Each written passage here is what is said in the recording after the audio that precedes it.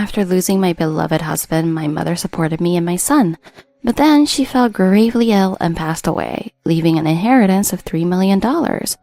My husband James, who my mother had encouraged me to remarry, had been crying at the funeral until a moment ago. Suddenly he smirked and said, "Yes, $3 million.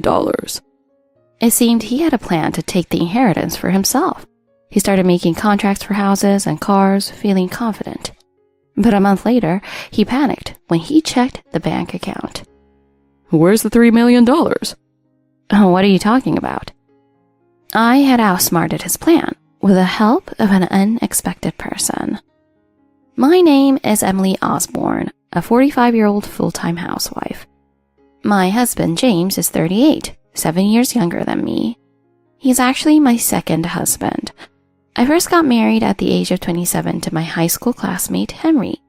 But Henry passed away 10 years ago. Our marriage lasted only 8 short years. I had imagined walking through life together until we grew old, but illness took my beloved husband to heaven. With no time to mourn, I raised our son Kyle as a single parent. 4 years ago, during Henry's 7th memorial, I received an unexpected proposal from Henry's father, Mr. Kent. Emily, you should move on. You've done so much, but it's time to live freely. You're still young. Please, think about finding happiness and enjoying your life again. Mr. Kent had always looked after me and Kyle, even after Henry passed away. He bought Kyle's school supplies and attended his entrance ceremony as a father would. Since we lived nearby, he helped with childcare and took care of me when I was unwell. Mr. Kent, who had raised Henry alone after losing his wife when Henry was in middle school, understood my struggles. I don't mean to cut ties with you or Kyle, but I thought if you remained legally bound to us, it might be hard for you to move on. I'm suggesting you file a termination of kinship. I had never submitted a termination of kinship after Henry passed away. Mr. Kent, being a lawyer, knew this process well and was thinking about my future. The termination of kinship would end the legal family ties established through marriage. When you marry, you form kinship ties with your spouse's parents, siblings, and grandparents. When a spouse dies, those ties remain unless you formally terminate them. Of course, the bond between Kyle and his grandfather wouldn't be affected since they are related by blood. Don't worry, Emily. I'll handle all the legal paperwork to make sure everything goes smoothly, including inheritance matters. Henry's kindness must have come from his father. Mr. Kent, I want you to stay close to Kyle and me. I'm not expecting anything from the inheritance, but please continue to be a part of our lives. Mr. Kent teared up at my words. Even though he had wanted to give me the freedom to move on, I knew he didn't want to lose our connection. Thank you, Emily. If you ever change your mind, don't hesitate to tell me. I'll continue to support you and Kyle. Mr. Kent, still youthful in his late 60s, was a reliable and comforting presence. I was also reluctant to cut ties with him. Even 6 years after Henry's death, I still loved him. I couldn't imagine letting go of his last name. That's why I didn't submit the termination of kinship at the time. But 2.5 years later, everything changed when my mother was hospitalized. I received a call that she had collapsed at a supermarket. My heart nearly stopped when I heard the news. It was a weekday morning. I was at work when the paramedics called and I rushed to the hospital alone. Kyle was at school at the time. When I arrived at the hospital, a male nurse, James Osborne, approached me. Are you Mrs. Clare's family? She's stable now, so there's no need to worry. I'll explain more once we get to her room. James's calm expression and gentle smile helped me regain my composure. He explained that my mother had collapsed from anemia while shopping, and a store clerk had called an ambulance. I regretted not forcing her to go to the hospital sooner. She had complained about fatigue and shortness of breath recently, but she dismissed it, saying it was just normal for her age. Still, I should have insisted. Thankfully, she had collapsed in public where she was found quickly. If she had been alone at home, things could have been much worse. After her discharge, I resolved to bring her home with me. At the time, I thought her collapse was nothing serious, but the doctor's next words shattered my hopes. We need to conduct more tests, but her blood results suggest she might have leukemia. At first, I didn't understand what he was saying. Leukemia? Isn't that a disease for young people? I had only seen it in dramas and movies. I couldn't believe it was happening to my 70-year-old mother. The doctor explained that they would need to perform a bone marrow test. He explained the procedure, but it still didn't feel real to me. Doctor, perhaps it's best if we explain more at a later time when she's had a chance to process everything. Yes, you're right. We'll explain the treatment options after we confirm the diagnosis. I couldn't wrap my head around what was happening. Why was this happening to me again? I had lost my husband so young, and now my mother had this terrible illness. God was being cruel, testing the people I loved most. It's normal to feel overwhelmed in these situations. If you ever need to talk, we're here for you. James's kind words helped calm me down. I accidentally called you by your maiden name earlier. I'm sorry about that. I'm not a very good nurse, huh? I noticed he had glanced at the wedding ring on my left hand. Even after Henry passed, I had never taken it off. I smiled and said, No, you're a wonderful nurse. It's natural you called me by my mother's name. North is my late husband's surname. I apologize again for the mistake. Seeing James flustered like that made me laugh, even in such a difficult moment. I was surprised I could still laugh. Don't worry about it, I said. It's been more than 8 years since my husband passed. Still, losing someone important to you never goes away, no matter how much time passes. James's thoughtful words made me realize what a kind person he truly was. I was grateful that he would be my mother's nurse. Thanks to James, I slowly started regaining my composure. I had to stay strong. Kyle was now in his second year of middle school, and though he could handle some household chores, I wanted him to enjoy his school life. But with my work, hospital visits, and everything going on, I would be home less often. Kyle might need to help more than before. When I told Kyle about my mother's hospitalization, he responded with strong, reassuring words. Mom, don't worry about doing it all on your own. I'll help with whatever I can. You can't get sick too. I realized then that Kyle was no longer the small boy I needed to protect, but a dependable partner. God might have been harsh to me, but he had also given me a wonderful son, and for that, I was thankful. And so began my mother's hospital life. After a bone marrow test, she was diagnosed with acute myeloid leukemia. When my doctor told me, my vision went dark again. But I remembered a conversation I once had with my mother when we were watching a drama about terminal illness. She said that if she were in that situation, she would want to be told the truth. So I decided to tell her everything and let her decide how to fight the illness. For patients over 70, bone marrow transplants are usually not an option. Strong chemotherapy is also difficult, so full recovery is unlikely. I explained everything to my mother, and despite the bad news, she remained remarkably calm. I've lived over 70 years, and I've had a wonderful life. I don't need to cling to it anymore. Your father is waiting for me in heaven. Mom, don't say that. I knew what she was feeling, but as her daughter, I couldn't give up so easily. If you refuse treatment, how long do you have? The word prognosis made me tremble as I asked. Maybe a few months. I see. That might not be enough time for you and Kyle to prepare yourselves. Maybe I'll accept some treatment just to buy a little more time, but I don't want to spend the rest of my life stuck in the hospital. My mother made her decision clear. Even in such a dire situation, she was thinking of us first. She opted for light chemotherapy, but refused to aim for a full recovery. The hospital had a specialized team, so she could receive the necessary treatment there. James continued to be her nurse, which gave me great comfort.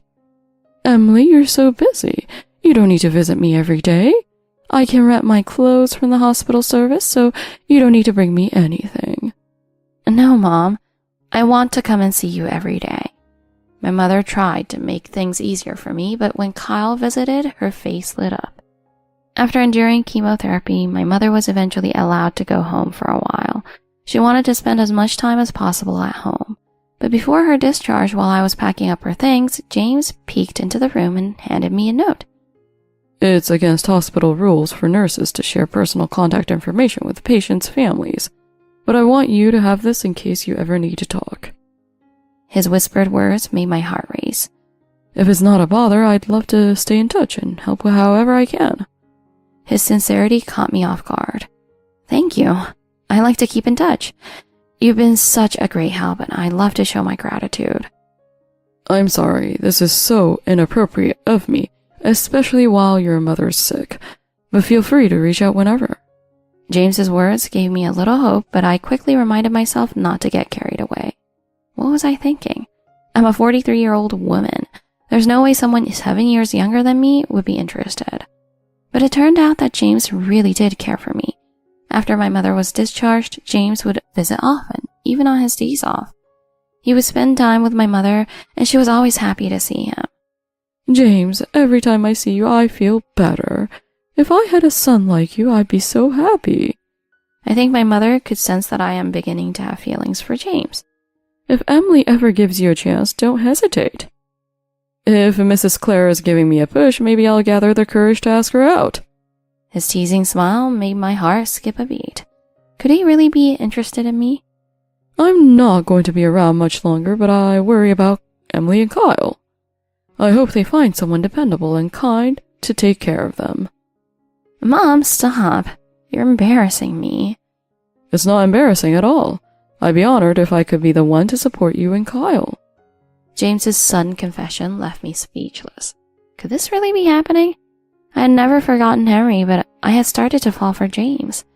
It had only been 6 months, but I decided to take the leap and give this relationship a chance. You don't have to forget about Henry. I'll love you and accept the part of you always. Please, marry me. James's pure heart moved me to tears. I said yes. It didn't matter what others thought or how soon it was. I didn't want to let this chance slip by. When I told my mother and Kyle about the proposal, they both wholeheartedly supported us.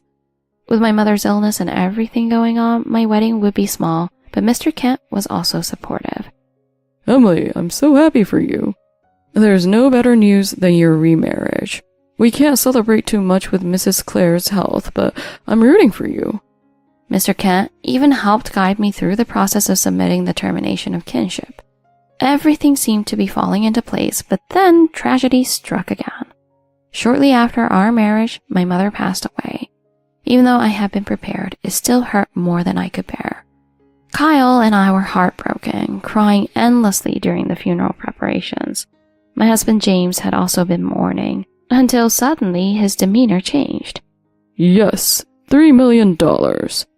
Kyle, confused, asked him, "What are you talking about?" Didn't you know? Your grandma left behind a $3 million inheritance. I couldn't believe what I was hearing. James, who had once been so kind, was now more concerned with the inheritance than grieving for my mother. How do you know about that? James only smiled smugly and refused to answer directly. The truth was that my mother did leave behind a fortune, but James couldn't inherit it legally. Since you're not a legal heir, you can't inherit the money, James. That's not true. She promised she would change her will for me. Are you sure about that? Mr. Kent had a plan to teach James a lesson. Give me a month and I'll explain everything. Over the next month, James's true nature emerged. He quit his job and began spending money on extravagant things, all in anticipation of the inheritance. When the month was up, James angrily called Mr. Kent. Mr. Kent had come over to explain the situation to James. Where's my money? Calm down, James. The inheritance you think you're entitled to doesn't exist the way you think it does. What are you talking about? I saw the will. It's mine. What you saw was a fake will. It was prepared to expose your true intentions. The real will is legally sound and follows all proper procedures. Emily's mother never changed her will for you. You thought you could take advantage of my mother's illness and trick her into changing the will? Ugh, you disgust me. No, that's not true. She promised me everything. James, you have no legal claim to anything. The inheritance is strictly going to Emily and Kyle. And to think you were just pretending to care about us all along? Waiting for her to die? That's not it. I cared about you, but I also deserved something for taking care of her. Taking care of her? You did nothing. You were just waiting for your payday. You're no longer welcome here, James. You've been lying to me since the beginning. I can't believe I let you into my life. You can't do this. I deserve that money. It's not fair. It's over, James. Get out of this house and never come back. You'll regret this. You're making a huge mistake. Leave now, James, before I call the police. I never want to see you again. Get out of our lives for good. James stormed out of the house, fuming, but there was nothing he could do. He had lost everything. Later, we found out that James couldn't keep up with the payments on the house and car he had recklessly signed for. He ended up in debt, and his reputation in the medical field was tarnished. Mr. Kent and I filed for divorce, and I was awarded damages for the emotional distress James had caused. I'm just glad we can move on now, I said to Mr. Kent one evening. You and Kyle deserve happiness, Emily. James was never worthy of you. We're better off without him, Mom. I knew something was off about him from the start. I looked at Kyle, amazed by how much he had grown. You're right, Kyle. We're going to be just fine. With Mr. Kent by our side and our family growing stronger, I felt ready to face the future. Believing his stepchild's lies, my husband kicked me out 3 weeks later. He panics when I hand him divorce papers. How do you feel? Have you reflected on anything yet? I went to meet my husband, who threw me out of the house after believing his stepchild's lies. And he acted all high and mighty. He looks down on me without knowing anything, and I just laughed and responded, "No, I haven't reflected at all. Now, please sign here." I handed him the divorce papers and documents I received from the lawyer right in front of him.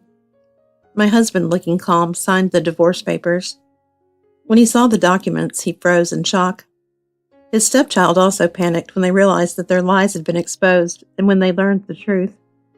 My name is Mary. I'm a 52-year-old office worker living with my husband and his son. I married my husband a year ago, and his son, Jim, is unmarried but already an adult working full-time. I didn't adopt Jim, so in my eyes, he was just like a stranger. I actually wanted him to leave the house, but Jim refused to leave his childhood home. My mother died 5 years ago. This is the house where I lived with her, so I don't want to leave. That's how Jim explained why he wouldn't move out of the house. His biological mother passed away 5 years ago, just as my late husband did.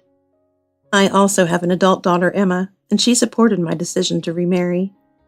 Don't worry about Jim. Once he gets married, he'll move out. When I consulted her about Jim, my daughter didn't seem to mind the situation. Jim will eventually become independent. My husband said similar things, as if he wanted Jim to become independent soon.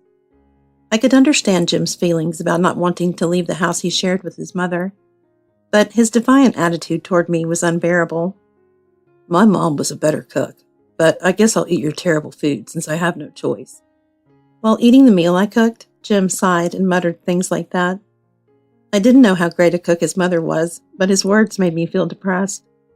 If my cooking is so terrible, he should just make his own food or buy something. But he never did. Frustrated, I consulted my husband. Jim doesn't seem to like my cooking. What should I do? You don't have to force him to eat your cooking. Just stop making food for him. I was seriously worried, but my husband answered indifferently. You don't have to cater to Jim's whims. If he doesn't want it, just stop making meals for him. My husband said it so simply, but if I didn't prepare meals for Jim, he would get angry. Why don't I have a meal? You married my dad, so it's only natural you prepare my meals too. Right after I married my husband, Jim would often eat out for dinner, so I only prepared meals for my husband and me. But when Jim came home and saw that there was no food for him, he would complain. When I hastily prepared his meal, he would immediately throw sarcastic comments at me. I should have just eaten out if this was a dinner waiting for me. Why did Dad even marry someone like you? I hoped my husband would defend me, but he just disappeared from the kitchen, unwilling to confront Jim. Before we got married, the plan was for Jim to live separately, but he showed no signs of moving out. My husband and I met through a mutual friend. We both lost our spouses to illness and had adult children, so we thought living together would keep us from feeling lonely. I was thinking of moving out of the house too, so let's live quietly together. When we got engaged, Jim smiled and said that to me. But in reality, Jim didn't move out and kept coming up with reasons to stay. He would sometimes say he couldn't afford to live alone, or that he didn't want to leave his childhood home. Jim worked full-time, and if he didn't live lavishly, I thought he could manage living alone. He's trying to rent a fancy apartment. I've told him to find something cheap, but he won't listen. My husband seemed frustrated, talking as if they had discussed it. But when I brought up the topic of moving with Jim, he snapped at me. Don't act all high and mighty like my mom. Dad said I didn't have to move out, so why are you saying anything? My husband told me he'd been encouraging Jim to move out, but it was clear that wasn't true. Shortly after we married, I realized my husband wasn't as trustworthy as I thought. He was kind and gentle, but I started to wonder if he was just indecisive. Worried, I called my daughter for advice. Maybe he just really loves living at home, or he genuinely can't afford to move out. If it were me, I'd be considerate and not live with newlyweds. My daughter said that, and I agreed. Jim had a lot of clothes, shoes, and even collected luxury watches. Even though he disliked me, he would have me clean his room, and I could tell he was spending money lavishly. I never told my husband, but I also saw collection notices from credit card companies in Jim's room. According to my husband, Jim had never spent money like this when his mother was alive, but after inheriting her estate, he changed. Jim's late mother came from a wealthy family, so she left behind a substantial inheritance. She had lots of assets. My husband casually mentioned this. The only heirs were my husband and Jim. After inheriting his mother's wealth, Jim became reckless with his spending, buying luxury clothes and other items. I noticed it and tried to tell him, but I didn't press it. I thought he was coping with his mother's death by shopping, so I couldn't say much. Hearing that, I could understand, but I also felt that as a parent, he should have been more firm. My late husband didn't have much in the way of assets, so my daughter didn't inherit a large sum. When the inheritance process was over, I told my daughter about the small amount, and she laughed. If I had inherited a large amount, I'd probably waste it all. It's a good thing Dad didn't leave much behind. Watching Jim waste the large inheritance he got from his mother, I realized my daughter was right. Still, when my daughter found out about how much Jim had inherited, she couldn't help but say her true feelings. I know I said all that, but honestly, I would have been happy to get a big inheritance too. We both laughed. I had hoped to enjoy my golden years with my husband, but things weren't going as planned. My husband wasn't the man I thought he was, and Jim still hadn't moved out. I started venting my frustrations to my daughter. I have some good news for you. I got proposed to. I've been with him for a while, so of course I said yes. Since getting remarried, I hadn't had much good news, so I was thrilled to hear my daughter's announcement. I knew she had been dating someone, and I was wondering when she would get married. Congratulations! I'm sure your father in heaven is happy too. As I said that, memories of my late husband came flooding back. He worried about her future until his final moments, and I'm sure he's relieved now. I'm going to introduce my fiancé to you. But do I have to introduce him to Brian? He's just your second husband, and he has nothing to do with me. My daughter was hesitant about meeting Brian, but I told her just to greet him. Unlike Jim, my daughter didn't live with us, and she wasn't adopted. She had told her fiancé about her late father and about my remarriage. Since I'd been venting to her about my husband and Jim, she didn't have a great opinion of them. Just explain the situation to him yourself. I don't really want to meet them, she said with an awkward smile. When I told my husband about our daughter's wedding, he barely reacted. He wasn't interested in my daughter, so he seemed indifferent. Why don't you just divorce Dad and live with your daughter? You probably hate living with me and Dad anyway. I was shocked by Jim's sudden remark. My husband didn't get angry, he just left the room as usual. Jim wanted to use my daughter's wedding as an excuse to drive me out. But I didn't plan on living with my daughter and interfering with her newlywed life. Annoyed by Jim, I snapped back at him. Don't you have someone special? Why don't you get married and give your father and mother peace of mind? Jim scowled and walked away, even more irritated. He never talked about any romantic relationships, and I didn't know if he had a partner. Brian didn't seem to care either, so we never discussed Jim's future. Now that my daughter was getting married, I wondered what would happen if Jim also decided to get married. I hoped that marriage would finally get him to leave, but I worried that he might suggest living here with his wife. The thought hadn't occurred to me before, but it filled me with dread. Do you think Jim will want to stay here after getting married? I asked Brian when Jim wasn't around, but he brushed it off. Just leave it to Jim. I don't care either way. He seemed to have given up on the idea of Jim moving out, and his indifferent attitude bothered me. Although there was no concrete talk of Jim getting married yet, I hated how Brian wouldn't take a clear stance on anything. Not long after, I finally met Emma's fiancé. I asked Brian if he wanted to join the introduction, but he flatly refused. I don't care about that.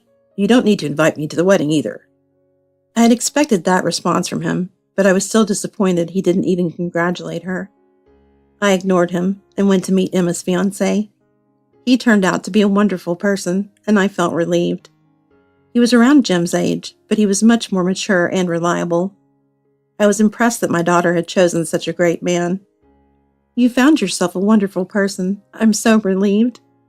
I said that to them, and they smiled happily. When I remarried Brian, I also thought I had met someone wonderful, but it turned out to be far from that. Emma's fiancé lived alone and can do all the household chores. Compared to Jim, who didn't lift a finger, he seemed incredibly dependable. Brian didn't help around the house either, and Jim seemed to think household chores were women's work. I was surprised by their old-fashioned attitudes, and I was relieved my daughter didn't choose someone like Jim. If I had been Jim's biological mother, I would have made him do housework. I started worrying about what would happen if Jim stayed here forever. Brian and I were still healthy, but I wasn't sure if Jim would take care of us when we needed it. I was sure Jim wouldn't take care of me, and I doubted he would even take care of his father. Noticing my worried expression, Emma asked with concern, "Why do you look so worried all of a sudden? Are you unhappy about our wedding?" She joked, and I decided to tell her about Jim. I've heard about Jim from your daughter, and don't worry, we'll take good care of you, so you don't need to worry about them anymore. If things don't go well with your husband and his son, you can always come live with us. Hearing that from Emma's fiancé made me feel incredibly relieved. I ended up having a long, enjoyable conversation with them. When I returned home late, Jim immediately threw a complaint at me. A housekeeper shouldn't be late. Dad and I are starving. Jim called me a housekeeper, but Brian just pretended not to hear it. After seeing Emma's mature fiancé, Brian and Jim seemed even more pathetic to me. I wanted to tell them that if they were hungry, they could cook for themselves, but I held my tongue and began preparing dinner. As much as Jim annoyed me, I was also angry at Brian. Recently, Brian had been spending his days off out of the house, and he was rarely home. Jim would wake up in the afternoon, eat, and then leave, so I was often home alone. While I preferred being alone to having Jim around, it felt like there was no point in being married if he wasn't even home. We had talked about spending the rest of our lives together, but he was doing whatever he wanted. Where do you go every weekend? Take me with you sometimes. I'm not going out to have fun. A friend's mother is in the hospital, so I'm helping them out. He looked troubled as he answered. Every week? That's a bit suspicious, so I decided to ask him, Is this friend a woman? Brian panicked and denied it, but seeing how flustered he was only made me more suspicious. After that, Brian continued going out on his days off, and our relationship deteriorated further. Noticing the tension between us, Jim seemed delighted as he approached me. Dad probably regrets marrying an old lady like you. Maybe he wishes he'd married someone younger. You're going to get cheated on and kicked out, poor thing. I was irritated by Jim's comments, but given Brian's behavior, I couldn't help but wonder if he really was having an affair. It seemed like Jim didn't know the truth and was just saying it to upset me. Why don't you just give up on Dad and leave before things get messy? Jim's words made me realize that I needed to investigate Brian's actions. But I was so angry at Jim for being so spiteful, so I snapped back at him. If I leave, who's going to cook and clean for you? You don't do any housework, do you? Jim glared at me and stormed off. If I left, Jim would probably do nothing. Before I moved in, Brian had done all the housework himself, but most of their meals came from a supermarket. The house was a mess when I moved in, and I cleaned it up. If I left, the house would probably go back to being filthy. Brian wasn't home enough to handle housework, and I wondered if he planned to marry his mistress and have her take over my role. I didn't even know for sure if he was cheating, but I was already imagining the worst. I thought about calling Emma to talk about it. Just then, Emma called me. "Mom, I need to talk to you. Can you come over?" She sounded serious, so I got worried and went to her place. Her fiancé was there, too. "What's the matter? Don't tell me you're calling off the wedding." I asked anxiously, but they both smiled awkwardly. "Why would we cancel the wedding? This is about you, not us." Relieved that it wasn't about their wedding, I was surprised to hear that it involved me. My daughter's fiancé showed me his phone and asked, "Is this your husband, Brian?" I didn't recognize him at first, but the woman with him called him by that name, so it caught my attention. Emma pointed to the young woman standing next to a man who looked like Brian. After looking closely, I realized the man was indeed Brian, and I recognized his clothes. This picture was taken at a wedding venue. They were discussing their own wedding. Jack looked shocked, and I was even more stunned. Brian had no children besides Jim, so the woman next to him couldn't have been his daughter. I couldn't believe Brian was talking about getting married when he was already married to me. And the woman was much younger than me, which made it all the more shocking. "That woman looks far too young to be Jim's girlfriend, doesn't she?"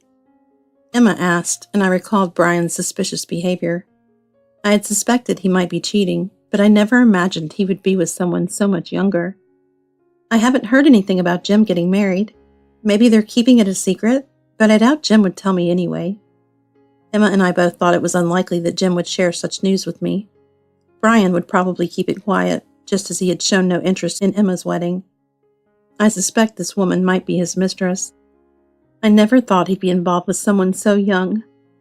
Hearing this, both Emma and Jack were visibly shocked. I told them everything about Brian's recent suspicious behavior and how I had planned to investigate. "Your husband is awful. We need to properly investigate and make sure he takes responsibility." "You need to divorce him immediately, Mom."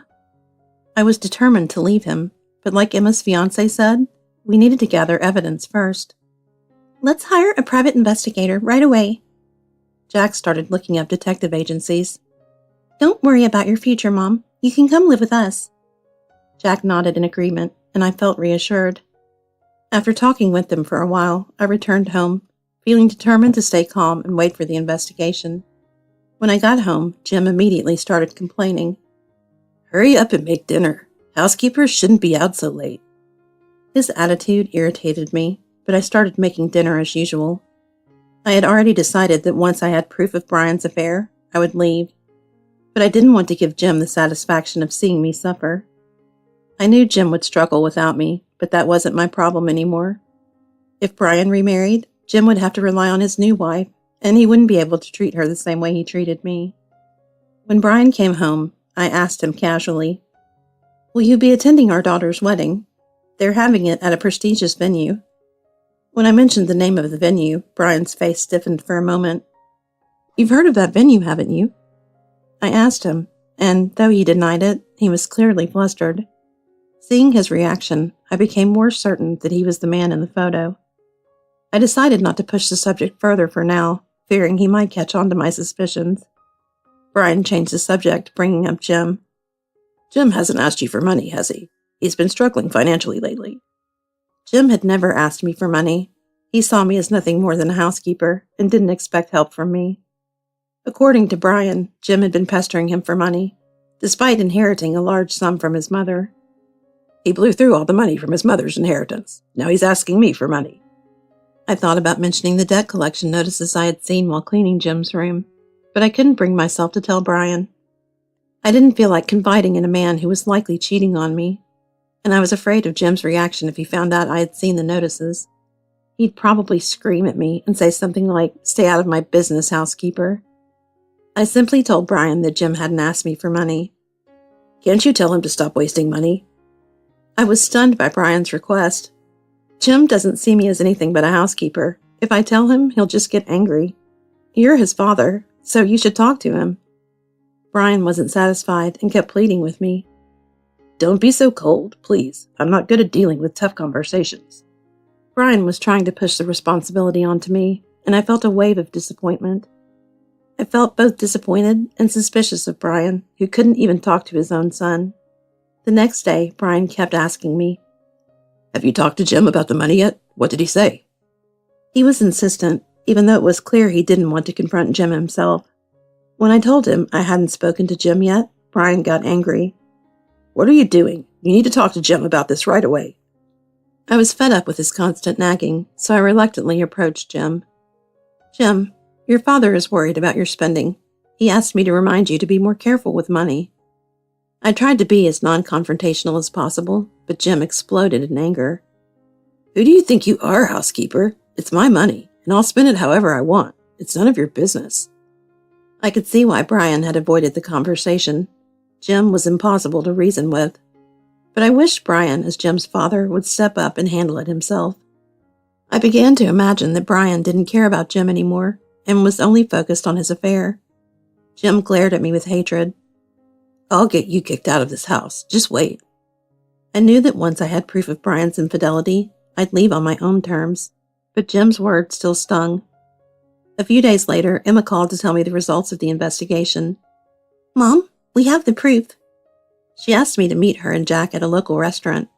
Was it true? Did he really cheat on me? Emma was furious as she answered, "Yes, it's true. He's been seeing a woman who's much younger than you. They're even looking for a new house together." Jack handed me the investigation report, which was filled with undeniable evidence. There were countless photos of Brian with his mistress. "You need to divorce him right away." "I agree. This woman seems very suspicious. You should make sure you don't get caught up in whatever she's planning." I was confused by his comment, so Emma explained. "This woman has been spending a lot of money, buying luxury goods and living extravagantly." "There's also a possibility she's seeing other men besides your husband." Emma nodded as her fiancé continued. "It seems like your husband is being taken advantage of. She might be planning to take his money and leave him." Hearing this made me realize how deeply Brian had fallen for this woman's schemes.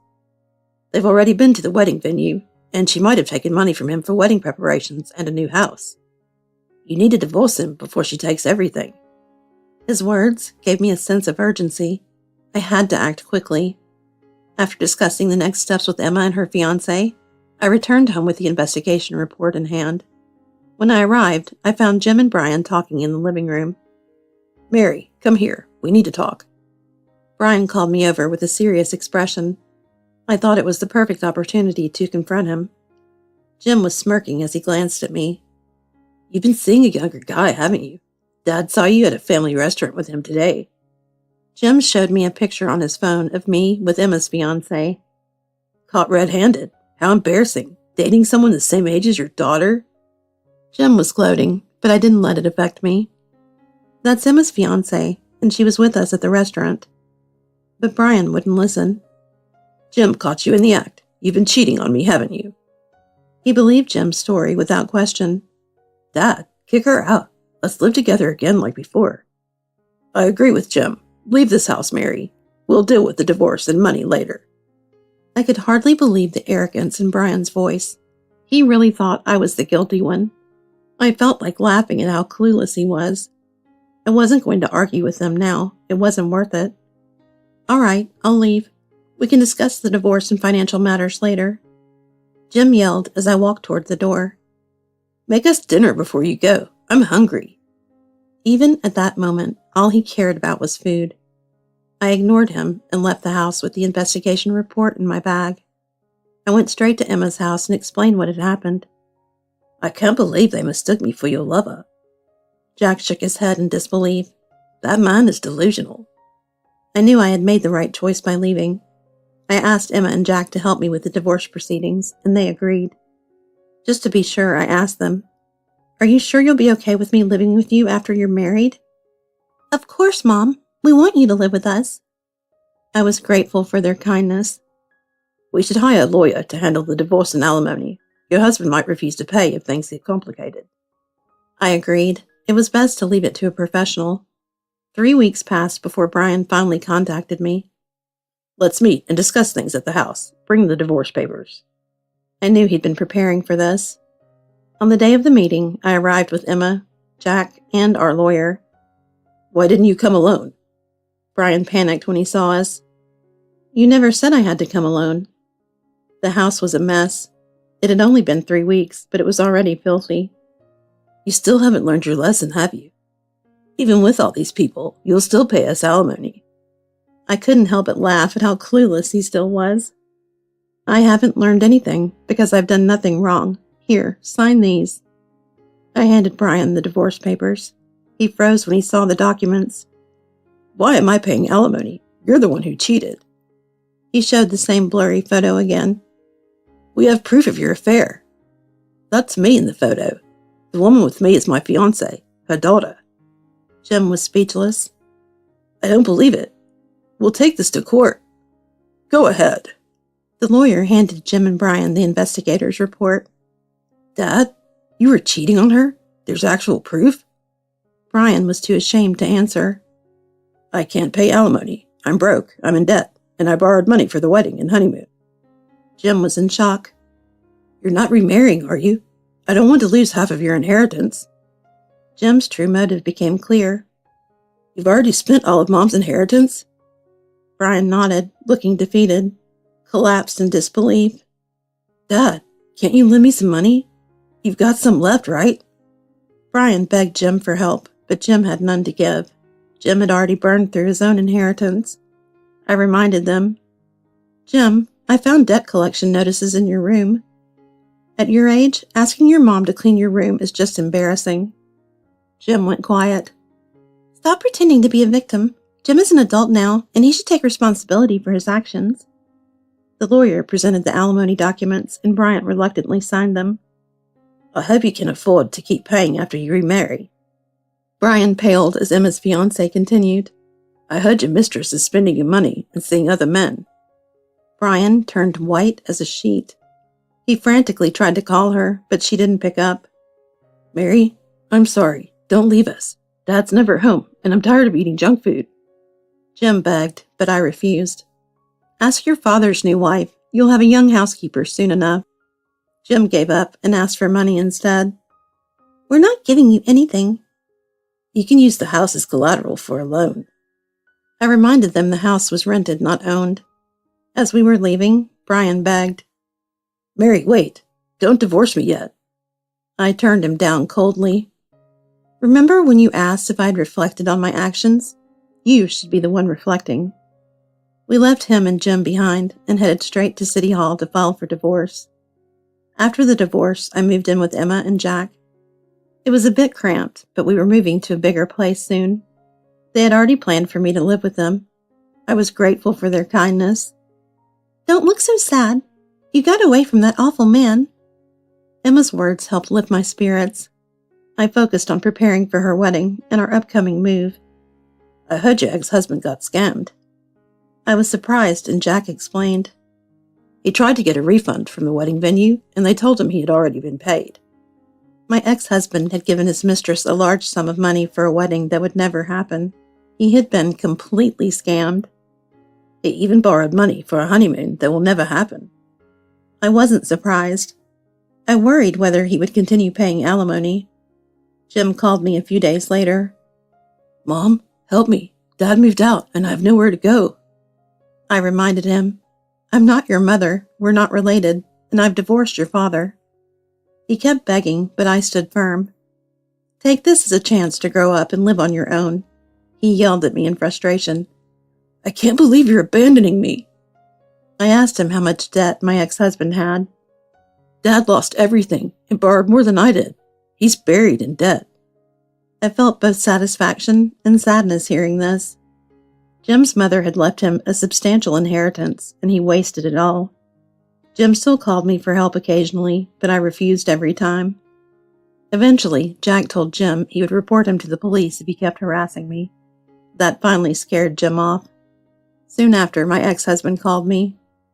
Mary, let's get back together. I'm all alone now. Let's start over. I couldn't believe he was still so selfish. You didn't break up with her. She took your money and ran. He didn't give up. Let's work together to pay off the debts. You don't even need alimony. I warned him. If you call me again, I'll report you to the police. That was the last time I heard from him. He still paid alimony each month, though I suspected it was to stay in my good graces. I was glad the nightmare was over and could focus on Emma's wedding and our future. Life with Emma and her husband was peaceful, and soon we got more good news. Emma was pregnant. I was thrilled to become a grandmother and wanted to help them as much as I could. Jack was a kind, responsible man, and I knew he would be a great father. Life was finally looking up, and I was determined to make the most of it with my family. Your father's critical, Hurry. My husband refused to come. Hours later, he asked for a divorce, but what he saw next left him shaking. I'm sorry to bring this up, but I want a divorce. 4 hours after I received the call about my father's critical condition, I rushed to the hospital, but when I got there, the bed was already empty. I accepted the worst-case scenario immediately and said to me, "Everything is going according to plan." But his face quickly turned pale, and his eyes widened in horror as if he had seen something terrifying. My name is Allison. I was raised by strict parents. Both of my parents worked and were always busy. Allison, can you ask Grandma if she can watch you on Saturday? I'll be heading out now. Make sure to lock up. I was an only child, so I often felt lonely at home. But what filled that gap in my heart were my childhood friend Susie and my grandmother who lived nearby. Susie was my best friend since preschool, and she was a bright, energetic girl. Since she lived close by, we would always play together after school. We were inseparable and shared everything with each other.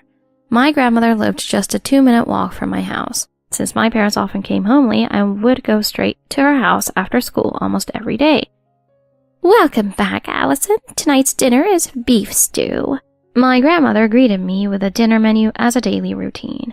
I would eat dinner at her house, take a bath, watch TV together, and by the time I got sleepy, either my mom or dad would come to pick me up. I spent most of my days with my grandmother, and I learned important life lessons from her. She was always kind, smiling gently, but when I lied, she would scold me strictly. I wasn't punished for small lies, but if I hurt someone or caused trouble for others, she would get very angry. Thanks to my grandmother's guidance, I grew up with a sincere and honest heart. "Since your grandpa passed away so early, I'm really happy that you come to visit me every day, Allison." My grandmother would always hug me gently when she said that. I loved her more than anyone else. Even I went through a rebellious phase when I reached junior high. I stopped visiting my grandmother, saying I was too busy with club activities and no longer needed her help. Despite still loving her deep down, I felt the need to build a barrier around myself. This continued for several years until shortly after I became a high school student. My rebellious phase had mostly passed, and I started treating my grandmother and parents like I used to. Grandma collapsed. She's in the hospital. My grandmother had suddenly fallen ill and had to be hospitalized for an extended period. Instead of visiting her at home, I started visiting her in the hospital. At first, she seemed fine, but day by day, I saw her getting weaker. It was so painful that I would run out of tears. The nurses who took care of my grandmother also took care of me, comforting me when I was feeling alone. It must be tough. Your grandmother's definitely happy you visit her every day. She's proud of you. Their kind words made me cry like a child. I don't know how many times they saved me. My grandmother's time in the hospital was short, and she passed away peacefully. The nurses who stayed by her side until the end, always keeping my heart warm, inspired me to become a nurse. After high school, I entered a nursing school. My time at nursing school was a precious treasure, as my classmates and I supported each other physically and mentally, working hard to achieve our goals. My best friend Susie went on to study at a university and said she would work in customer service at a high-end hotel after graduating. "You'll be great at it, Susie. You're always so bright and energetic." Let's both do our best. We might not be able to hang out as much, but we'll always be best friends, right? "Of course, but Allison, you're so kind and hardworking. Don't bottle it all up, okay?" And so we encouraged each other and started our lives as working adults. I loved being a nurse, even though it wasn't always easy. There were plenty of hard and sad moments, but I was pursuing my dream. I was fully immersed in work, possibly taking after my parents, and by the time I realized it, I was already 35 years old. I had a rare fast-track promotion, becoming a head nurse. I was entrusted with a lot of responsibility, but my personal life was completely lacking. I hadn't had a boyfriend for a long time, and to be honest, I was starting to feel a little anxious. I never had a strong desire to get married, but as a woman in her late 30s, I couldn't help but think about it. Around that time, I got an invitation to a reunion from my nursing school. It had been over 10 years since I'd last seen my old classmates, so I was really looking forward to it. The reunion was held at the restaurant where Susie worked, so I was excited to see her in action for the first time. While chatting with my old friend, Susie and I exchanged smiles from across the room. Allison, you're a head nurse now? That's amazing! Yeah, I'm grateful to be entrusted with the role. Time flies, doesn't it? We're all getting older. Balancing work and raising kids is so hard. I'm really struggling. I can imagine. I don't have kids, but I know how challenging it must be. Mine are 6 and 2 years old. Mine just started first grade. Seeing my old friends showing off pictures of their children was a bit of a shock. I felt a little out of place and excused myself from the table. I'm going to the bathroom. Where is it? It's outside the restaurant near the hotel lobby. Thanks, I'll be right back. I left the restaurant and walked toward the lobby. Excuse me. A man approached me just outside the restaurant. I saw you from inside and I just had to say hi.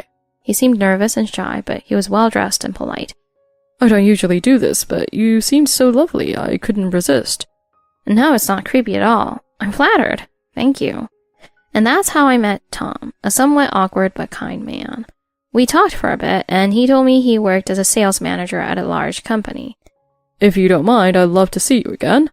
We exchanged contact information and began our relationship. It was my first real connection with a man in a long time, and it was exciting. Tom was gentle, serious, and a little older than me, but that didn't bother me at all. Tom, you're so sweet. I can't believe you haven't had a girlfriend. Yeah, I've always been a bit awkward with women. I'm not good at lying, so it shows on my face. His sincerity was endearing. We didn't have a dramatic love story, but we slowly grew closer like a steady, mature relationship. About 6 months into dating, one night after a late movie, Tom suddenly proposed to me. Will you marry me? What? But we've only been dating for 6 months. I know it's fast, but I'm sure you're the one. I don't believe that longer relationships are always better. Let's be partners for life. His eyes were so sincere, I couldn't say no. If you'll have me, then yes, let's get married. And so Tom and I decided to get married after 6 months of dating. Do you mind if we skip the big wedding? We're not exactly young, and I think a small ceremony would suit us better. Of course, I feel the same way. Let's keep it simple. We decided to have a small family-only ceremony at a little chapel I found online. On the wedding day, I finally met Brian. Brian seemed frail, walking with a cane, but he was kind and soft-spoken, much like Tom. Allison, are you really sure about my son? His serious question caught me off guard, but Tom quickly lightened the mood. Dad, stop. Don't scare her off now. We all laughed, easing the tension. I wanted to reassure Brian that I was committed to being a good wife and family member. I told my best friend Susie about my marriage over the phone since we couldn't meet up in person. Wow, Allison, you beat me to it. I thought I'd be the first to get married. And just kidding, I'm so happy for you. I sent her a wedding photo, but I chose one where our faces weren't too clear because I felt a little shy about how I looked with all the makeup. You look beautiful, Allison.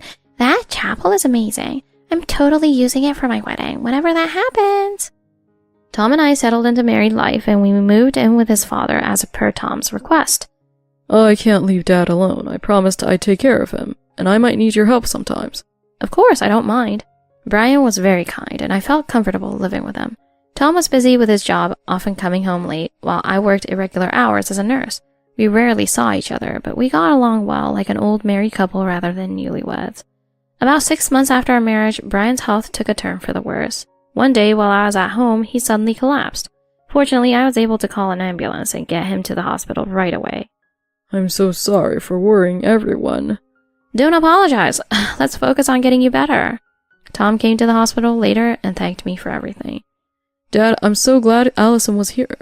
I don't know what we'd do without her. But soon we had to make a decision about his treatment. Dad, you've always loved this house, right? Would you rather stay at home? If possible, I'd like to stay at home. And don't worry, I'll take care of you. We'll manage together. Thank you, Allison. I reduced my work hours to focus on taking care of him. Tom, however, seemed to get even busier. You've been working a lot lately. Yeah, there's been a lot going on with clients. I dedicated myself to caring for Brian while Tom focused on work. One night, Brian brought up his will. We need to talk about inheritance. Please don't talk like that. Focus on getting better. He then revealed that he had a large amount of assets. I was shocked by the amount. I thought Tom would have told you about it. No, I didn't know anything. Life can be surprising, but please don't worry about that right now. Let's focus on your recovery. I tried to encourage him with a smile. A few days later, Tom's father's condition worsened, and he needed to be admitted to the hospital for further tests. Naturally, I handled all the arrangements, but being on the patient's side was emotionally draining. I'm so lucky to have you, Allison. I wouldn't know how to manage this without you. Around that time, as I was carrying Brian's hospital bag in the city, I spotted someone who looked exactly like Tom, walking closely with a young woman. I didn't chase after them, but I couldn't shake the uneasy feeling. That night, I asked Tom directly, "Were you walking with a woman this evening?" His face showed genuine shock. No, of course not. Oh, sorry. It must have been someone who looked just like you. He quickly pulled out his phone and showed me several photos. See, this was me earlier with my colleagues. We had dinner. The photos showed Tom with a group of older men at a restaurant. I see. I didn't mean to doubt you. Sorry. No worries. I'm just glad we cleared that up. Although the misunderstanding seemed resolved, the unease lingered. Around that time, my childhood friend Susie called me. How's married life treating you? Still getting along well? It's going okay, but there's something that's been bothering me. Do you want to talk about it? Let's meet up. We set a date to meet for lunch, and I felt a little lighter after the call. On the day of our lunch, I shared everything with Susie. It sounds tough, Allison. By the way, do you have a photo of your husband? I didn't get a good look at the wedding. All right, let me show you. I scrolled through my phone and showed her a picture of Tom and me together. Wait, this man. Susie gasped, covering her mouth in shock. She told me a rumor about Tom that left me feeling utterly shocked. There's been a rumor going around, but I wasn't sure until now. Allison, are you okay? I don't know. I need some time to process this. I'm so sorry to bring this up, but if you need help, I'm here. I know a lot of people and can connect you with someone. After parting ways with Susie, I went home to think. Fortunately, Tom was on a business trip, so I had the house to myself. I spent the entire night tossing and turning, unable to sleep. The next few days, I decided to get to the bottom of the situation. One day when I was off work, I received an urgent call. Allison, your father-in-law's condition has worsened. I'll be right there. I called Tom immediately. Tom, your dad's condition is serious. You need to come to the hospital now. I can't leave work right now, Allison. You'll have to handle it. I trust you. It took Tom 4 hours to finally arrive at the hospital. Allison, I'm here. How is he? He's gone. What? I didn't make it in time? He fought hard. He was so proud of you. Tom sighed heavily and slumped down on the empty bed where his father had been. After a long silence, Tom finally spoke. I'm sorry to bring this up at a time like this, but I want a divorce. What? He handed me a signed divorce paper. So this is what it's about. I understand. If that's what you want, then let's make it official. Without hesitation, I signed the paper. Under his breath, he muttered, Finally, everything will be mine. Excuse me? What did you just say? You knew about the inheritance, didn't you? You've known all along. Yes, I knew. I also know about your 3 ex-wives and your not-so-great reputation. You're not even working for a major company. How much do you know? Just then, 4 women walked into the room, Tom's previous wives. What? Why are you all here? Long time no see, Tom. You left me 20 years ago, remember? It was Lisa, Tom's first wife. Lisa had been a campus beauty queen, and Tom had wooed her while she worked at a party as a hostess. You tossed me aside when I hit 25 and told me I wasn't beautiful anymore. Next was Terry, a preschool teacher who had been targeted by Tom when he wanted a family. Tom, our son is almost in high school now. You've never paid a dime of child support, but we're doing fine without you. In fact, we're happier now that you're out of our lives. Terry showed a picture of her teenage son, who bore a striking resemblance to Tom. The third woman was Mary, a caregiver who had helped Tom take care of his sick mother. I helped you care for your mom, but the moment you didn't need me, you dropped me too. And now you were trying to keep me on standby for your dad, weren't you? Tom tried to change the subject and look for an escape. Why is Rachel here? Rachel was a young hostess Tom had been seeing recently. You said I'd get a big inheritance if I waited. Looks like I was wrong. Wait, Rachel, you said you couldn't live without me. That was just part of the job. I'm not sticking around for a broke guy like you. Bye. Tom, now desperate, tried to cling to me. Allison, don't file that divorce paper. We can still fix this. No way. You can go and con someone else. You said you couldn't lie, but all you've done is lie. Now that Rachel left you, maybe you understand how we all feel. Tom, realizing his defeat, collapsed to his knees. Shortly after, I filed the divorce papers and officially became single again. I continued working as a nurse, thankful that I hadn't quit my job. Brian offered to leave me part of his inheritance, but I politely declined. I told him to use it for his own well-being. Tom, now working multiple part-time jobs to make ends meet, had lost everything. I heard from Susie, who has a lot of connections, that Tom was struggling. Meanwhile, I remained dedicated to my work as a nurse. Meeting Tom was one of the worst experiences of my life, but caring for his father was one of the best. It gave me a deeper understanding of the stress and exhaustion that families go through. It helped me become an even better nurse, and I am determined to keep improving. Husband returned after a month with divorce papers. My daughter and I moved out, leaving him shaking. A few months ago, my husband Henry started coming home late from work. At first, he told me it was because work was getting busier, and I believed him. But then he started going out several times a week, and I couldn't help but notice something was wrong. I felt anxious, but I didn't know what to do. Should I confront him? Or would I seem too paranoid? Then one day, my friend Amanda came over with a serious expression on her face. Laura, I have something to show you. I don't know how to tell you this, but... She showed me a post on social media. My heart sank. The picture was of my husband laughing, his arm around another woman, someone I knew well. I felt anger, confusion, betrayal, all at once. But without solid proof, what could I say? I couldn't just accuse him. So I stayed quiet, kept observing. I needed to know the truth before making any decisions. I've just been so stressed at work, Laura. I needed an escape, you know? That's what he said when I finally confronted him with the photo. I showed him the picture, expecting some reaction, but maybe an apology. But instead, he looked at it calmly and shrugged as if it was nothing. Yeah, that's me. So what? It's not what you think, we're just friends. His nonchalant response cut deep. How could he say that so easily? Meanwhile, the woman in the photo, his so-called friend, continued posting about us, mocking our family. It got worse. She even started calling our house, leaving rude messages. My heart turned cold. I felt so alone, but at the same time, my resolve grew stronger. I decided to hire a private investigator. I needed proof of his affair, something I could hold on to. It didn't take long before I found out that this woman wasn't the only one. My anger intensified with every new discovery. But then, one day, after being gone for almost a month, my husband came home. He casually walked in and handed me a piece of paper, smirking as he did. Here, a little something for you. Consider it a gift. I looked down and saw what it was. Divorce papers. I could feel my blood boiling, but I forced a smile. He wasn't expecting that. Dad, do you even understand what you're doing right now? My daughter Emma was calm, yet piercing words caught him off guard. That's when I knew it wasn't just me anymore. My daughter was also ready to fight for what was right. My name is Laura. I live in a nice apartment in the city with my husband Henry and our daughter Emma.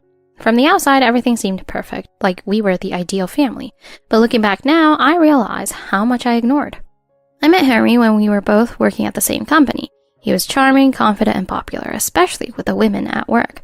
I was just one of the many who admired him from afar, but something about him drew me in. He was always smiling, always so focused on his work. He seemed like the kind of man who had it all together. Eventually, I decided to take a chance. Henry, would you like to grab a coffee after work sometime? Just the two of us? Sure, I love that. I could use a break. From that day on, we started spending more and more time together. At first, it was just casual, but before long, we were dating. It felt like a dream. I couldn't believe that someone like Harry had chosen me. But even while we were together, there were always other women around him. Amanda, one of my closest friends at work, had warned me multiple times.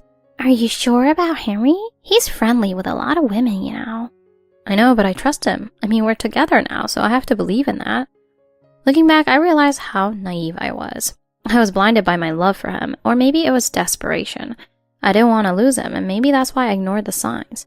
Over time, it seemed like Henry understood how much I cared because he started being more serious with me.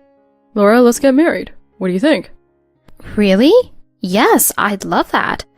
After we got married, Henry's career took off, and I decided to stay home and take care of our daughter, Emma. When Emma was born, Henry was over the moon. Emma's so precious. I'm never letting her get married. Not in a million years. You're getting way ahead of yourself, Henry.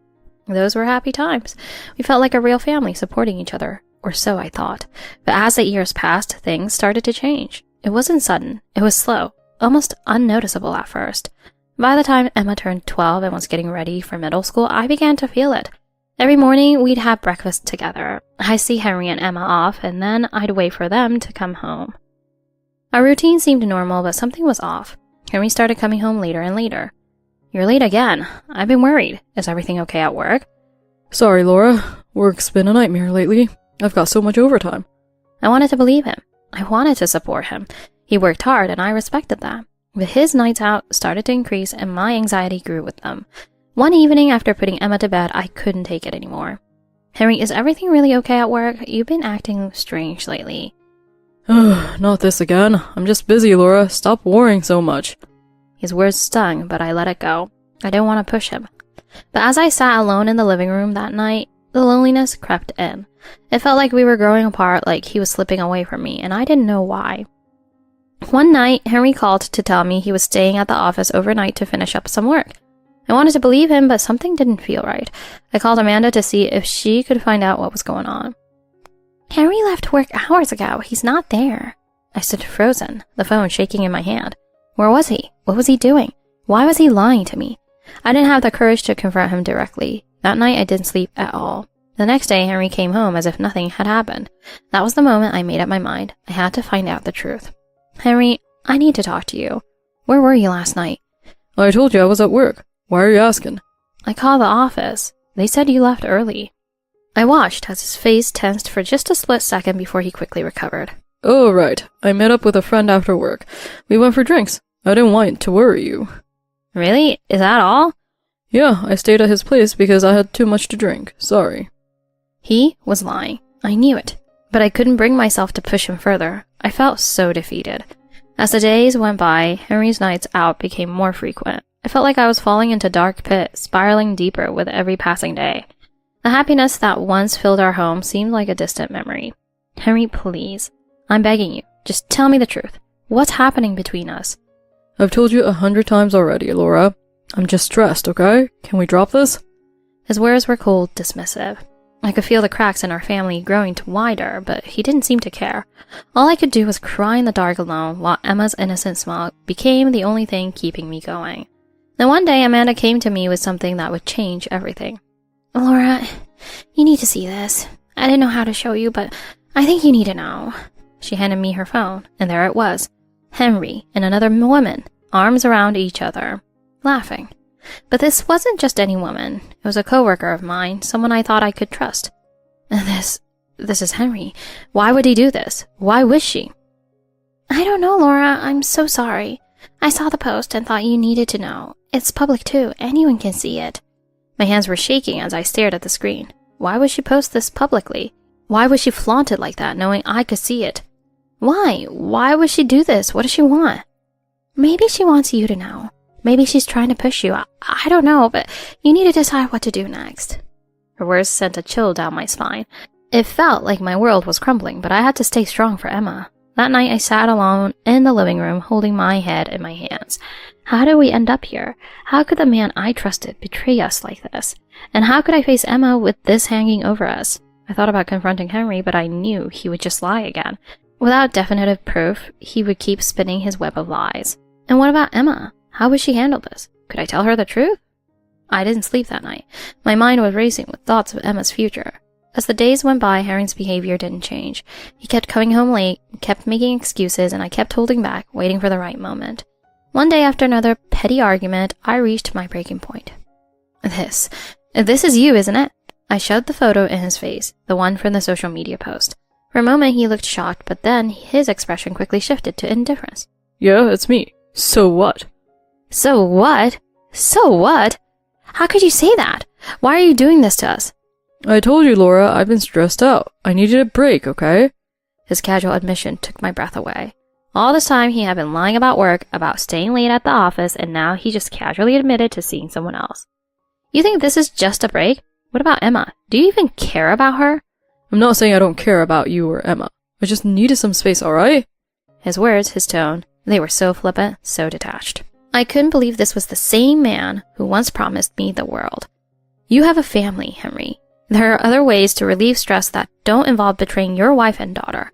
Oh, come on. Don't be so dramatic. It's not like I don't care about you two. It's just, sometimes a guy needs a little distraction, you know? It wasn't serious.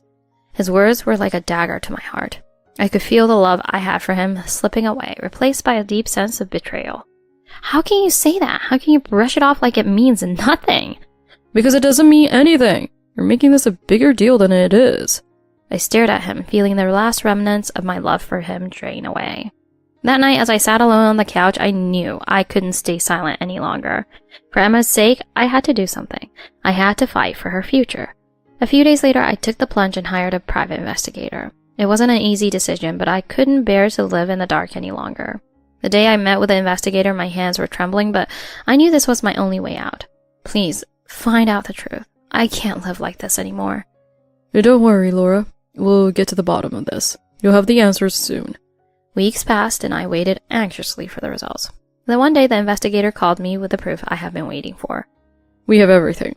He's been staying at another woman's house. We have photos, videos. It's all here. My heart sank, but I knew this was the moment I had to face. There's something else, though. I'm afraid the situation is worse than you thought. What do you mean? Worse how? It's not just one woman. Your husband has been involved with multiple people. What? Here, take a look at these photos. The investigator handed me a stack of pictures, and as I flipped through them, my hands began to shake. There in the photos was another woman, someone I never expected. No, it can't be. This can't be real. I'm sorry, but it's all true. Our investigation confirmed it. My mind went blank. My body felt numb. I couldn't believe it. The betrayal cut deeper than I ever imagined. That night I sat alone in the living room, staring at the pile of evidence. The proof was right in front of me, everything I needed to confront Harry, everything I needed to end this nightmare. But somehow I couldn't move. My mind was spinning with thoughts of Emma. How could I tell her?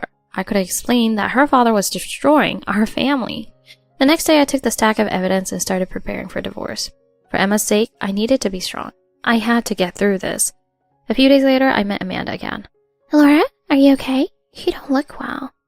I'm fine, I'm just tired, that's all. Don't overwork yourself. Let me know if there's anything I can do to help. Her words were kind, but I couldn't help but feel a surge of anger. She didn't know the full extent of what I was going through, and I couldn't tell her yet. Then the day came when Henry announced he was going on a month-long business trip. He told me only 3 days before leaving, and I knew right away it was another lie. I watched him pack his suitcase in silence, my heart cold and distant. Emma watched too, looking sad, but I didn't have the strength to reassure her. I knew the truth, but I couldn't break it to her just yet. As Henry was about to leave, I followed him to the door, determined to keep up appearances for the sake of Emma. Take care, Henry. Don't push yourself too hard. Thanks, Laura. Look after Emma for me while I am gone, okay? He smiled as if nothing was wrong, as if the last few months had been a bad dream I had imagined. I forced a smile, but inside I was screaming. Come back soon, okay? Yeah, I'll be back before you know it. He got into his car and drove away, leaving me standing in the doorway, watching as his car disappeared into the distance. I turned to Emma, who was watching me closely. Mom, is Dad really going far away? Yes, honey, I think he is. When he comes back, can we go on a trip, the 3 of us? I couldn't lie to her anymore. My heart was too heavy, and the truth was burning inside me. Emma, there's something we need to talk about. What is it, Mom? I knelt down in front of her, taking her small hands in mine. Her innocent eyes searched mine, and it broke my heart. It's about Dad. He's been seeing someone else. Another woman. What? But why? I don't know why, sweetie, but it means that he might not come back to live with us. Her eyes filled with tears, and for a moment she just stood there trying to process the news. So, Dad doesn't love us anymore? I don't think that's it, Emma. I think he's just lost his way. But no matter what happens, I'm here for you. Always. Emma looked down at the floor, her little body trembling with sobs. I pulled her into my arms, holding her as she cried. We're going to be okay, Emma. We'll get through this together. As I held her, I felt a deep sense of resolve. I wasn't going to let this break us. A month passed, and Henry's business trip dragged on. But I knew the truth. The private investigator had been sending me updates regularly. Henry wasn't on a trip at all. He was living with the other woman.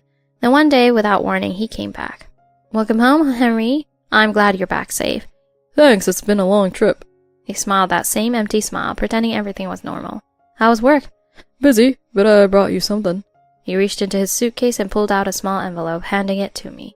When I opened it, my breath caught in my throat. It was a signed divorce agreement. I've been thinking about things, Laura. I think it's time we move on. You'll be free, and so will I. His casual tone, the way he presented it, like a gift, made my blood boil. Thank you. I took the envelope with a smile, even though I wanted to scream. In the corner of the room, Emma was watching, her face full of disbelief. Dad, do you even care about us? Henry looked taken aback by her words, but quickly regained his composure. Emma, this is grown-up stuff. You wouldn't understand. Grown-up stuff? You're leaving us to some other woman, and you think that has nothing to do with me? Her words hit him like a punch to the gut. I could see it in his face. I couldn't help but feel proud of her. She's right, Henry. You've been irresponsible and selfish, but we'll be fine. We're stronger than you think. You'll be fine? Without me? Yes, and I've already made arrangements. I've hired a lawyer, and we've gathered all the evidence. Emma and I are going to be just fine without you. Henry's smug expression faltered. For the first time, he seemed to realize the gravity of the situation. You've hired a lawyer? That's right. I'm protecting Emma and myself, something you failed to do. He was silent for a moment, clearly processing what I had said. Well, I guess you've made up your mind then. Yes, I have. With that, I took out my phone and called the lawyer, informing them to proceed with the divorce. Henry watched in stunned silence as I ended the call. That night, he packed a few things and left, claiming he'd be staying at a hotel. I didn't stop him. I didn't look back. Once he was gone, I went to Emma's room.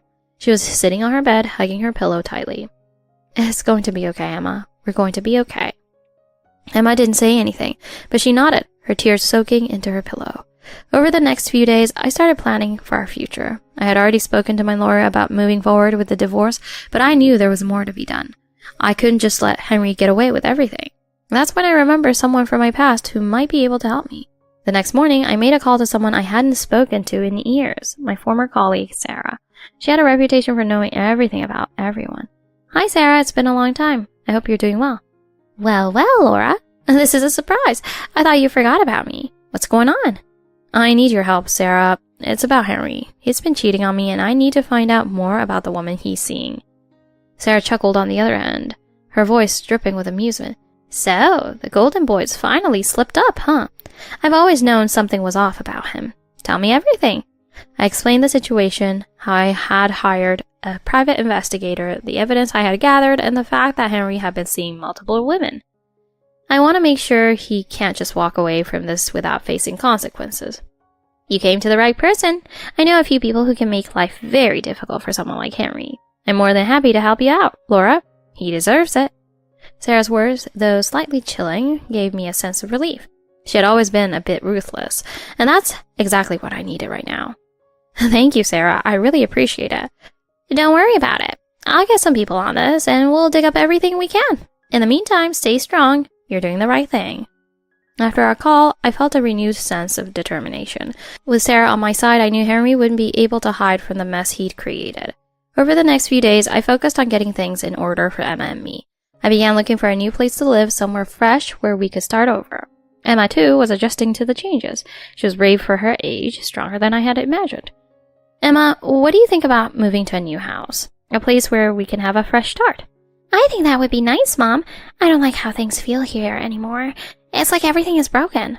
I know, sweetie, but we're going to fix things, okay? We're going to be just fine. It wasn't long before Sarah had called back with some news. Laura, I've got something for you. It turns out Henry's been seeing more than just one woman. In fact, there are at least 3. 3? Yep, and get this. One of them? It's Natasha from your old office. Natasha is the woman who used to work with me, who had always been friendly even after I left the company. I felt sick. Natasha? Ugh, I can't believe it. Believe it, honey. She's been seeing Henry for months. They're practically living together when he's not at home with you. My mind reeled as Sarah continued. I've also got some dirt on her. She's been involved in some shady stuff at work. Henry's just another part of her web. This is unbelievable. Thank you for finding all of this. I don't know how to process it all right now, but I'm glad to have the truth. Anytime, just let me know what you need next. Hanging up the phone, I realized that the person I had trusted for so long, the one I had built my life around, had been lying to me in more ways than I could have imagined. I knew I couldn't let Henry's betrayal destroy me. I had to fight back, not just for myself, but for Emma. Over the next week, I prepared for the divorce. I made sure my lawyer had all the evidence, all the photos, videos, and details that Sarah had helped gather. I wanted to make sure that when the time came, I was fully prepared for whatever legal battle Henry thought he could win. Finally, the day came when I had to meet Henry to discuss the divorce. So I guess this is it, huh? We're really going through with this. Yes, Henry, this is happening. It's what you wanted, isn't it? Yeah, I suppose, but I didn't think it would get this serious. You didn't think? That's the problem, Henry. You never thought about how your actions would affect us. Henry shifted uncomfortably in his seat, his usual smug confidence shaken. Look, I didn't mean for things to get so out of hand. Can't we just settle this quietly? Quietly, after everything you've done? No, Henry. We're doing this the right way. I have a lawyer, and you'll be hearing from them soon. His face paled. A lawyer? You're really not letting this go, are you? I have nothing to let go, Henry. You made your choice. Now I'm making mine. With that, I stood up and walked away, leaving him sitting there, stunned. It was a small victory, but it felt monumental. For the first time in months, I felt like I had control over my life again. A few weeks later, the divorce was finalized. I moved Emma and myself into a new home, a bright, open space filled with light and possibilities. Mom, I love this place. Can we decorate my room with all my posters? Of course, sweetie. This is our home now. We can do whatever we want with it. As we unpacked and settled into our new life, I felt a sense of peace that I hadn't known in a long time. Henry was out of our lives, and though the scars of his betrayal would take time to heal, I knew we were on the right path. Emma was thriving in her new school, making friends and finding joy in the little things again. And for the first time in a long time, I felt free. Free from the lies, the deceit, and the pain. It wasn't an easy journey, but it was ours, and we were moving forward, stronger than before. Weeks passed, and life began to feel normal again. Or at least, a new kind of normal. The wounds Henry had left behind were healing slowly, but the future was no longer something I feared. Mom, guess what? I got an A on my science project. That's amazing, Emma. I'm so proud of you. We should celebrate. How about pizza night? Yes, with extra cheese. Moments like these reminded me that even in the midst of heartache, there were still reasons to smile, still moments of joy to cherish. Emma was my rock, and together we were building something new, something better. Every now and then, I would think about Henry. I wondered if he ever truly regretted what he had done, but those thoughts didn't stay with me for long. One evening, as I was tidying up the living room, my phone buzzed. It was a message from Sarah. I thought you'd like to know. Henry's not doing so hot these days. Looks like the woman he left you for dumped him. Karma's real, huh? I stared at the message for a moment, feeling a mix of emotions. Thanks for letting me know, Sarah, but honestly, I don't even care anymore. He's out of our lives. That's all that matters. You're right. You moved on, and that's what counts. Just thought I'd give you a little update. Take care, Laura. You deserve the world. I smiled. Sarah, despite her tough exterior, had been a true friend throughout this ordeal. She had played a key role in helping me get through the darkest moments, but now I was ready to stand on my own. That night, as I tucked Emma into bed, she looked up at me with her big, innocent eyes. Mom, are we going to be okay? Yes, sweetheart. We're going to be just fine. I promise. I'm glad. I like our new house, and I like our life now. It's just you and me, and it's nice. It is nice, isn't it? I kissed her forehead and watched as she drifted off to sleep. Her words filled me with a warmth I hadn't felt in a long time. We were okay. We were more than okay. As the days turned into months, I threw myself into my work. I joined new projects, made new friends, and slowly began to rebuild the pieces of my life. Emma continued to thrive at school, and our bond grew even stronger. We had movie nights, cooking experiments in the kitchen, and long walks through the park where we'd talk about everything and nothing. I feel like we're building something really special, Emma. It's not just a new house, it's a new chapter. Yeah, it's like a book, right? And we're writing the story. Exactly, and it's going to be a beautiful story. That night, after putting Emma to bed, I sat in the quiet of our living room and reflected on the journey we had been through. From the pain of Henry's betrayal to the strength I found in myself and my daughter. Life had tested us, but we came out stronger. I looked around our new home. It was filled with memories already, of laughter, of new beginnings, of hope. And I knew that no matter what challenges came our way, we would face them together. As I turned off the lights and headed to bed, I felt an overwhelming sense of peace. Tomorrow is a new day, and we're going to make the most of it. The future, once so terrifying and uncertain, was now something to look forward to. Because I knew that with Emma by my side, there was nothing we couldn't overcome. This was just the beginning of our story. The story of how we found ourselves, how we found happiness, and how we moved on from the past. And as we continued writing our story, I knew it would be filled with love, laughter, and endless possibilities.